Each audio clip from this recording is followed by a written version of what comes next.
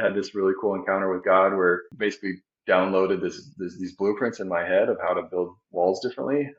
So it was kind of this radical experience that I had. Welcome, everyone, to another episode of the Seven Figure Journey podcast, where every single episode we're bringing real business owners who have real experience and who are going through real things right now as they try to grow their businesses. They're being open and sharing with all of you so that you can get the insights, lessons.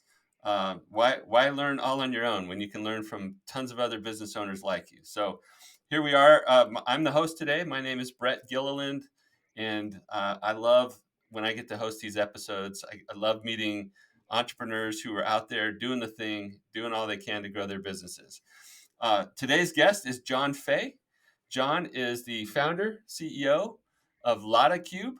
At Låda Cube, and I'm going to do my best here and give John a chance to follow up, but I'm intrigued. Låda Cube is an alternative approach to what we've all grown up seeing in walls, in our homes, in the offices where we work. We're used to sticks and bricks. We're used to wooden and metal studs and drywall. And Låda Cube is creating new materials, new approaches that are more sustainable. They're reconfigurable, very innovative. So I'm excited to learn a little bit more about that with everybody else here, John. Welcome to the show. Glad you could make it. Yeah, Brett, thanks for having me. I'm honored to be on your podcast. All right, so give us a little bit more clarity about Låda Cube. Paint that picture in people's minds so that as they listen to our conversation, like, oh, that John's the Låda Cube guy. I remember that. Yes, sir. Yeah, so we're essentially a building tech company, really pressing into the manufacturing of building kits of parts. So the way we do that is we manufacture 7 sizes of wall cassettes. We call them cassettes. And those are panelized wall systems that have internal cam locks so they can be bolted together. But really, it's a digital system that has a really fine tolerances. And the benefit of that is it allows layman people or anybody, like Brett, I could bring you into our factory or on a site and have you building out structure, in 15 to 20 minutes. And so it's this new model, sustainable model that allows for efficiencies in construction. It really changes the paradigm of how we build structure. So we affectionately call ourselves the 2x4 of the future. And it's really kind of this future forward method of how we see construction, how we see sustainability, reusability, and kind of one other thing I'll say in that category is we really see this category as a category called productization of construction. So everything else in our lives, like our cars, our electronics, they're all assets that have inherent value as we're using them and then beyond. And whereas construction is an asset, but the second that you go in and demolish something, that asset value goes to zero or less than zero because you're paying to have it demolished. And so really looking at these, friendly models for savings, and then for reusability and sustainability. Really cool stuff. Unless you're a carpenter in the home building industry, then I'm like, whoa, these guys are taking my job, right? But everybody else in the industry in construction has got to think of this as an innovative way and a more sustainable way to build stuff. So that's kind of cool. Yeah, Okay. well, and yeah, and ironically what you'll find is that a lot of that industry they're struggling finding labor, and so anywhere where you can pull out efficiencies, that's what we do, and we really try to create the platform so that those industries can also interface with the product as well. Yeah. So just a little caveat there. Yeah. Very good. I know. I didn't mean to create some haters out there. No, it's All good. right. So let's jump into the meat of our time together. You've obviously created something that's innovative. It's cool, but it has enough success that we're talking. You built a team. This thing's going, and that means that you've started to make or have made a significant amount of transition from the original scrappy, gritty founder to a more capable business building leader. And maybe you're not all the way there yet in your mind. Maybe you're not the perfect business building CEO, but you're not where you started. And so in that transition, you've learned some things that might be helpful to other business owners who are going through similar changes. And so I'd love for you to just share a top lesson or two for you that has helped you in this journey as a leader, as a business builder? Yeah. Sorry, I hope it's not too loud in the background, but we got some cutting going on. But yeah, I don't think you ever arrive, right? And I think that's kind of the goal is just this lifelong journey of being refined, improvement. And I think if we take that approach, right, it takes some of that weight off of our shoulders, thinking that we have to have everything together. But yeah, I mean, my journey started in my garage.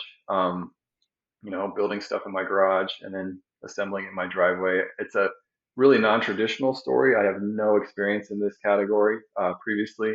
I was a school counselor at the time, and had this really cool encounter with God where he basically downloaded these blueprints in my head of how to build walls differently.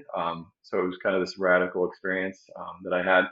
Um, and for me, it was just, there's that old adage of just, taking the first step, and risking some stuff, and trying stuff. I think so often a lot of us have ideas and then we don't take action on those ideas. And then years later, we see someone else do it. And we say, you know what, I had that idea 10 years ago, and so I think there's just this invitation, in that I think to just start, right? Just start something.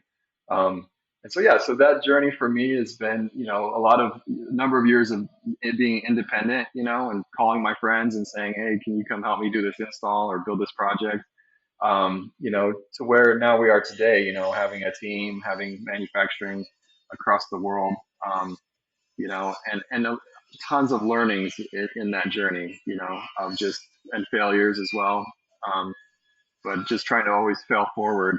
Um, and really, the beauty of where we sit today is having a real standardized, solidified product that is highly manufacturable and really starting to, spread to the market. So, yeah, maybe if you have more details too of that stages of growth, I can go into more of that if you want me to. But I don't, yeah, let me know. Yeah, no, I love what you shared already. It's cool that I mean, the very first thing you said is we don't have to know everything, right? We're learning, we're growing. Let's keep that point of view because I think we have a lot of patience for ourselves early on when we're trying to figure out the thing. We're trying to figure out, in this case, you're trying to figure out this new concept for how to Yeah, build when you have no background in that. And by the way, everybody loves a I was a teacher or I was a school counselor story that turned entrepreneur, successful entrepreneur. That's cool. But technically, you had no business being the one that brings this to market. But yeah, you have the idea, and it sounds like you have a faith tradition that says, "Hey, there's a higher power, and or she universe can direct. Give us thoughts, give us direction," and you acted on that. So, that's awesome.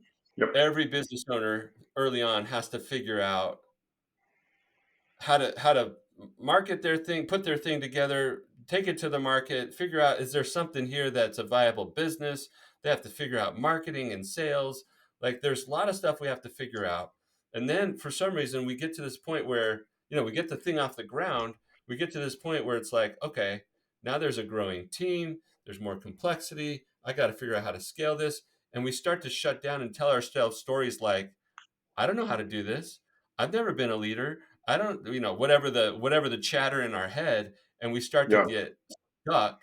But your whole journey up to this point was figuring out a lot of things that we didn't know, right? So yeah, I yep. love that like lifelong learning, we can figure this out kind of approach, and that's a helpful reminder for people. Yeah. Anything else in your journey to become the leader of scaling a business that would might be Yeah. helpful to some. Yeah, I mean, I think a couple things. It just having people that believe in you is so critical. My wife was was the early person in that journey, and she just really, for 2 years actually. Once I had this vision, I felt paralyzed. I felt like I'm not the guy to do this. I have no business working in this category. I have no experience, and she just championed me, and she really finally was like, you need to do what God told you to do and just be obedient, not knowing that it would go anywhere, but more of like just a journey of saying, okay, I'm going to say yes. I don't know if this will turn into anything, but I'm just going to give my yes and I'm going to go for it, And so that was part of the journey. And I think, my father-in-law, which you can see in a photo right here, kind of Okay. commemorating just his his willingness to just believe in me, invest in me, it was just beautiful. And then I had the benefit, early on, which is kind of nuts, working out of my garage, doing projects for WeWork in New York City, like prototype projects at their 110 Wall Street location for sleeping pods, and some of the hardest jobs I've ever done in my life, and then doing projects at the Tesla Gigafactory, early stage projects, and those companies just taking a chance on me and believing me, and there were lots of things that went really well in those projects and things that didn't go so well. Um, but just having people that are willing to take a chance, willing to risk, these opportunities, I think, to just say, okay, what could these new technologies look like? What could this company do for us? And then other things like our community. The Grand Junction community is just so supportive. Grand Junction Economic Development, the city, the business incubator, and then I ended up getting accepted into the Telluride Venture Accelerator program. Where it's like I call it my miniature MBA. Where I got to go live in Telluride for a couple months and be around mentors and have the program director Mark Nagar, really come alongside us with resources and learning all sorts of KPIs and all OKRs and all these things that I didn't really fully understand. So then when they say it takes a village, right? Like I think entrepreneurship is one of the hardest journeys that you'll ever go through. But really, and I encourage people that are around entrepreneurs, like come alongside your friends or or your community or members that are entrepreneurs and figure out ways that you can support them because it's such a sometimes lonely journey. But I think if you really incorporate the community and your people around you, it can be what really pulls you through to really being successful. John, I'm gonna recap the way that I'm experiencing this first Yep. several minutes of our time together. You started off with an idea. We didn't use the term believe in yourself, but it was kind of like give yourself some grace. Allow yourself to improve. Know that the journey is going to be a long time, right? Like this is okay. We're progressing, we're learning, we're developing, we're growing. So believe in yourself that you can change, that you can do this, and then belief from others has really supported you. It's created this system around you so you don't feel like you have to carry this all alone. Even though at the end of the day, the full weight of this thing is on your shoulders. You got a lot of Yep. people propping you up and giving you help wherever they can. And for anybody listening who doesn't feel that, I strongly encourage you to go seek it out. Yeah. Maybe your spouse isn't as supportive as what John reflected in his champion, right? His wife championed this happening, or I guess her father, your father-in-law. Yes, Um, sir. Anyway, there are people who showed up for you in a powerful way. Some of us don't have people showing up kind of voluntarily, but there are people out there. There are communities. There are places where you can plug in and get the benefit of not having to feel alone and having some of that emotional support, even if the buck still stops here, if you want to use that phrase, but Mm. it doesn't have to be so heavy. So I Yeah. appreciate that, John. That's really good. Thank you. Yeah, and I feel like one of the pitfalls too sometimes of entrepreneurship, right? Especially when you start out as, a single owner, even as you grow your team, is really, this facade that you have to know everything and have everything figured out, right? Like I feel the pressure of that all the time, right? And so giving ourselves grace to be like to say like I don't know, I need help, right? Reaching out and saying I need help. I think that's the hardest thing for entrepreneurs because we're so driven, right, and independent. And I think that's one of the things that makes us successful on one side, but also ends up being kind of our Achilles heel on the other end, because we're so independent that we just think we can do everything and conquer the world. And so I think stopping and asking for help, or communicating where you're at and being real with certain people, right, that you can trust. Yeah, so I think those are critical components as well. Yeah, well said. Well said. Okay. Well, everybody has benefited greatly from this first section of our interview. We're going to shift gears now. Hopefully, we'll be able to provide as much value on this side of the conversation, but we're going to roll up our sleeves a little bit and say, hey, not everything's smooth and easy going here from here on out. Like it's challenging to scale a business. It's hard to grow. And I want to say thanks for coming on to this podcast by giving whatever I can to your current issues. And again, I know there are other people out there having similar challenges. So let's just Yeah. talk about what you'd like to bring to this next portion of our podcast, and I'll let you tee it up, and then we'll dive in. Yeah, so I think a couple things. So Brad, I took, the survey that you sent out, and it kind of really, it was great because it broke down kind of the categories of my business and readiness, right, in a way. And it was neat to see the results because I could really see, okay, yeah, this is in tune with where I feel like we're at. And it really broke down those areas of, I think, where are at in the scaling and the growth of the company, and kind of the health of it, and where we need to improve, and I think where we can go. And so one of our biggest scaling issues is just helping people understand the scope of what we're doing, communicating the product, because there are some complexities to it. And so you know um, the sales cycle is super long, so 6+ months. And so really trying to figure out solutions for how we reduce that cycle. And then I think one other category I'll talk about is just understanding how to market, how to communicate and share the product with the world in essence. Starting with the U.S. primarily, but um, marketing is branding is probably one of our more gifts, higher gifts, but marketing is a more of a challenge for me. Okay. I appreciate you bringing those up. Before we jump into your issues, I just want to mention this growth assessment, this growth readiness assessment that you referenced. It's relatively new from us, but those listening, if you're interested, we put together a little growth readiness assessment. It just kind of helps you think through different parts of your business as you're trying to scale. And you should be able to find that on our website. It's new, but by the time this airs, you should be able to find it on growwithelite.com, growwithelite.com. And it's the business growth readiness assessment, or maybe it'll just say growth readiness assessment. So that's what John was talking about. It's free. Anybody can take it. I think it just helps some give some perspective on the different parts of your business that you need to be thinking about as a business owner. All right, so let's talk about the challenge you have, and my caveat here when I coach somebody who brings up like a market based issue, like Yep. how do I educate the market? How do I do better marketing? I'm not a sales and marketing expert. It's not my expertise. Having said that, I think we can have a valuable conversation. I have Yep. enough business experience that I can bring some perspective, but that is definitely not my expertise. So everything we talk about will be with a grain of salt. Having said that, let's provide some value to you and others who are listening. Um, I will provide a resource that I think is somebody that's much better than I am at this.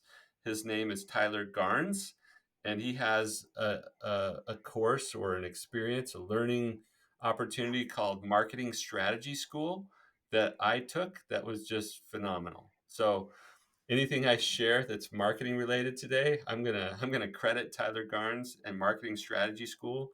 It was um, it was affordable. It was very impactful. It helped me level up in my thinking as a strategic marketer um, for my business. Like I have to own the marketing strategy. I don't have to own all the fulfillment of it, but I have to be the one that understands who that target customer is, how we talk to that target, like our positioning, and I have to start thinking about ways to talk to their pains. And Tyler talks about a continuum between somebody who doesn't know.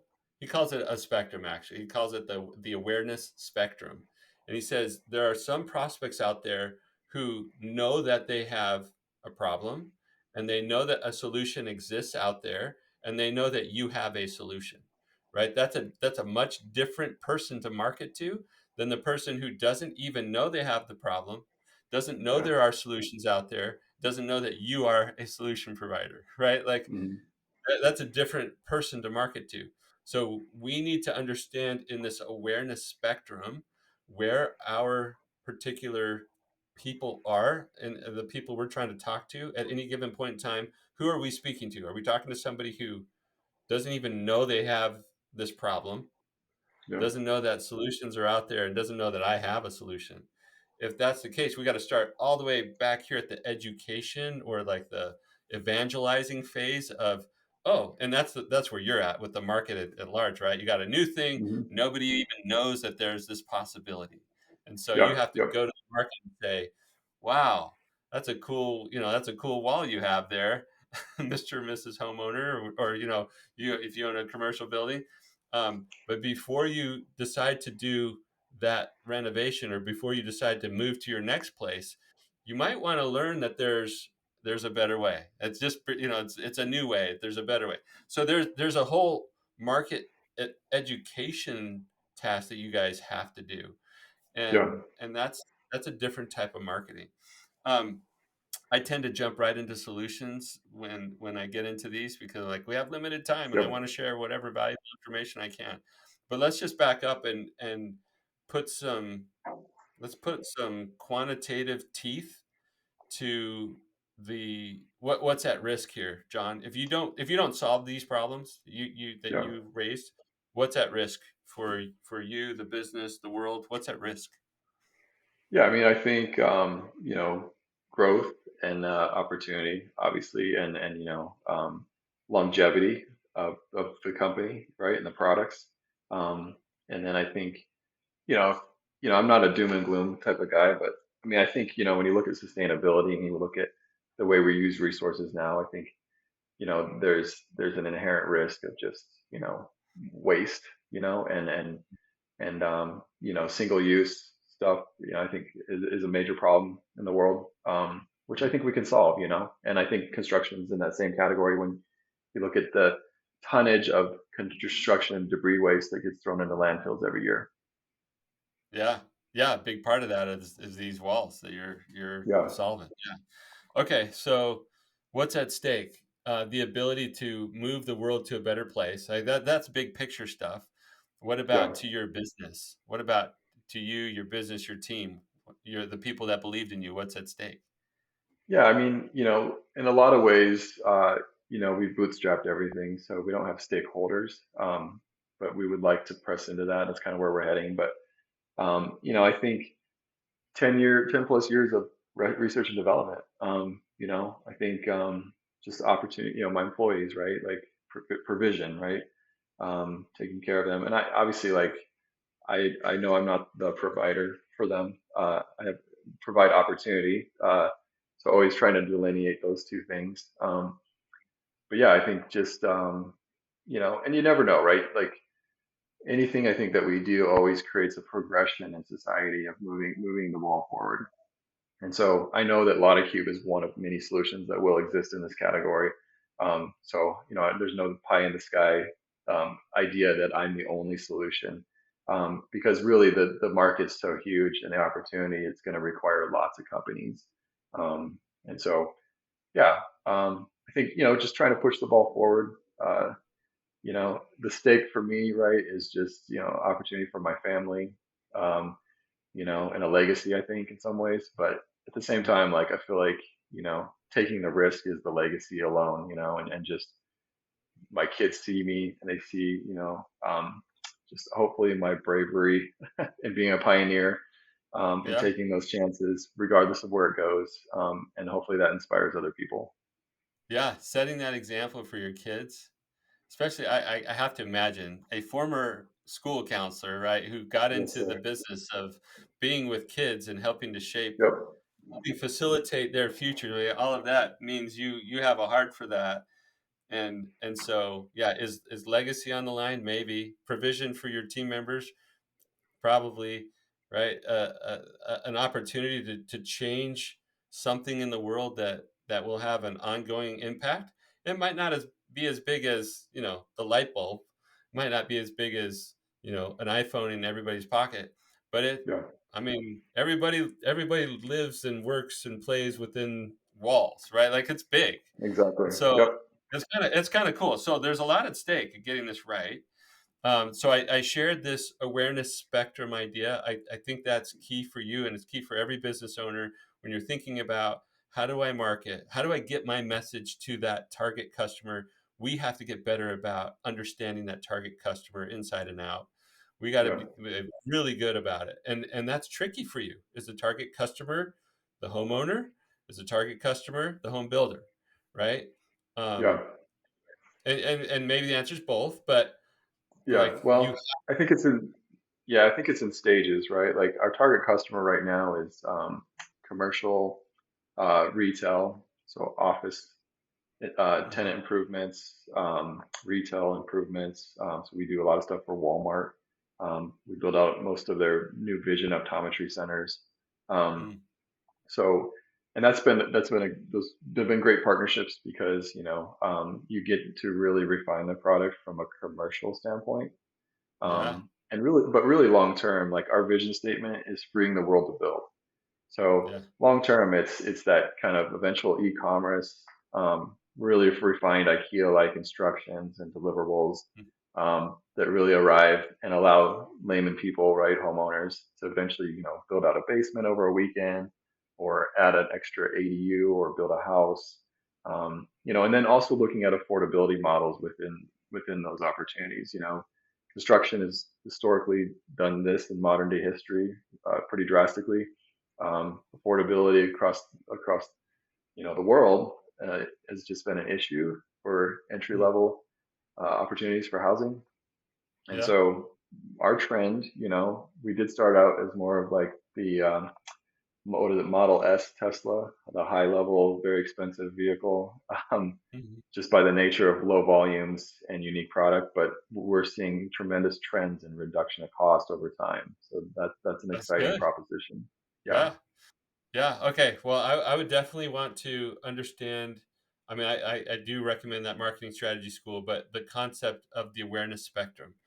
And because as you go out to share your message, you don't want one message for everybody.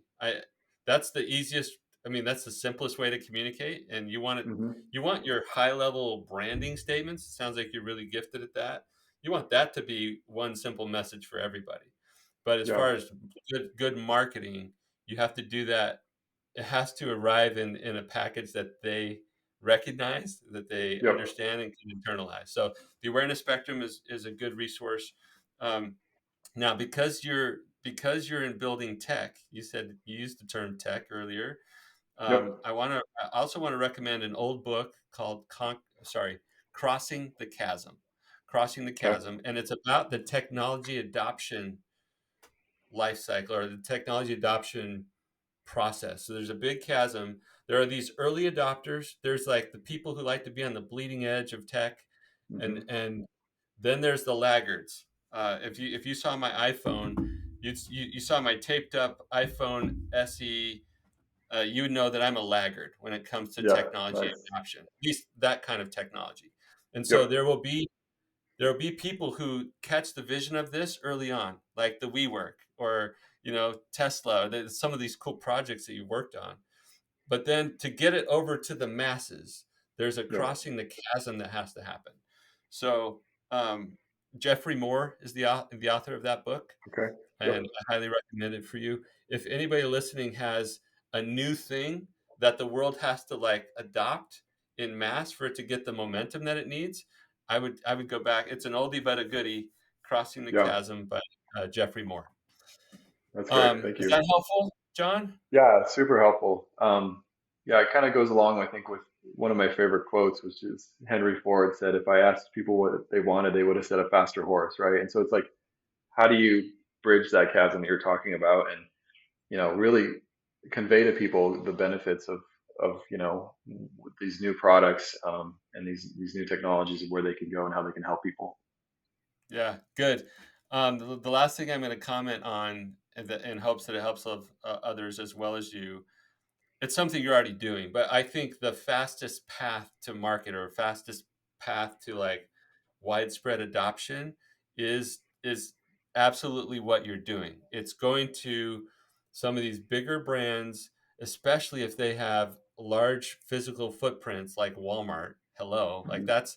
that's an amazing thing. You need to partner and or lock in on a few key contracts. We'll call them Yeah. beachhead kind of contracts with Yep. big opportunities. And then once you have those success cases, like a success story, Walmart's doing this, then other people sort of follow. So I didn't need to tell you that. You're already doing it, but I wanted to Well, make that point very explicit for everybody listening. yeah. That's yeah, it's awesome. No, it's always Good for good you. to hear, right? It's that where you get to that standardization, right? Where people start to adopt those technologies because they're useful, they're easy, to engage with. Yeah, I love that. I mean, I feel like I can always hear that again and again. So thank you, Brett. Yeah, you're welcome.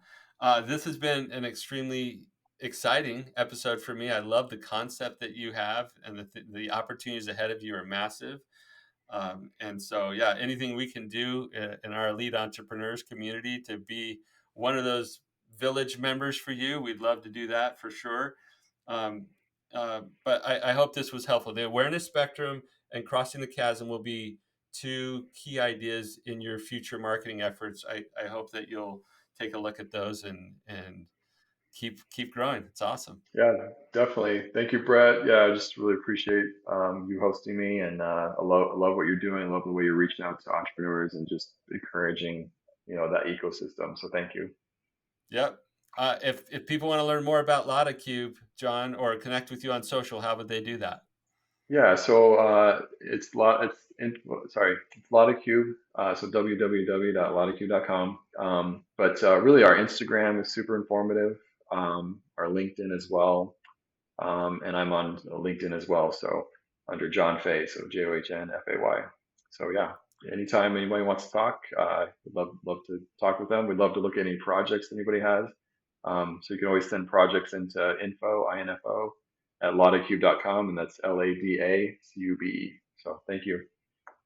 All right, very good. For all of you listening out there, aside from being excited about this new concept and building, please share, like, review, comment, do all those things that allow these episodes to get in front of as many seven-figure business owners as possible. We promote these episodes. We have our guests do the same. But if our listeners are sharing them, we'll be able to get this great content, these great lessons from all these real business owners who are doing it. We'll be able to get that out in front of as many seven-figure business owners as possible. All right. Thanks for listening to another episode of the Seven Figure Journey podcast. And we'll see you next time.